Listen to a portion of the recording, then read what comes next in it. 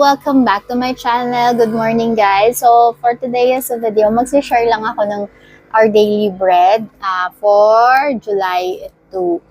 So, entitled, Not Rushing to Prayer. So, ang pinaka-topic dito is yung, Be still and know that I am God. Though, this is a Psalm 46, verse 10. Ayan. So, ayan.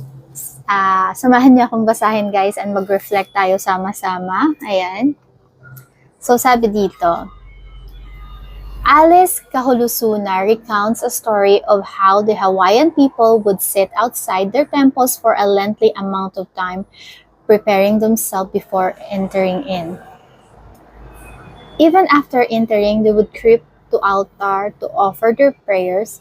Afterwards, they would sit outside again for a long time to breathe life into their prayers. So, parang sinasabi dito, guys, na yung mga Hawaiian people daw, pag nag-pray sila is sobrang haba sa templo nila.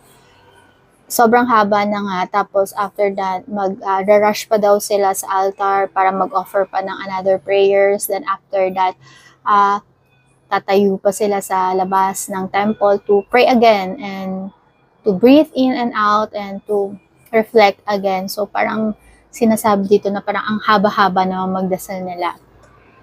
Then, we continue. When missionaries came to the island, the Hawaiians sometimes considered their prayers odd. The missionaries would stand up, utter few sentences, call them prayer, say amen, and be done with it.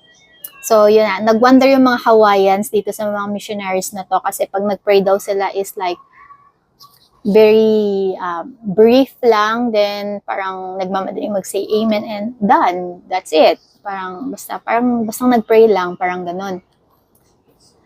And then, Alice's story speaks of how people may not always take the opportunity to be still and know. So, yun nga. So, parang sinasabi na parang we people, parang hindi tayo kumbaga parang lagi tayong in a hurry na parang lahat dapat mabilis. Even in prayers, we don't know how to be still and reflect. Ayan. So, dito nga sinasabi sa Psalm 46:10, make no mistakes. God hears our prayer. Sinasabi nga sa verse 46:10, be still and know that I am God. So, in Tagalog, guys, sinasabi niya, tumigil kayo at kilalanin ninyo na ako ang Diyos.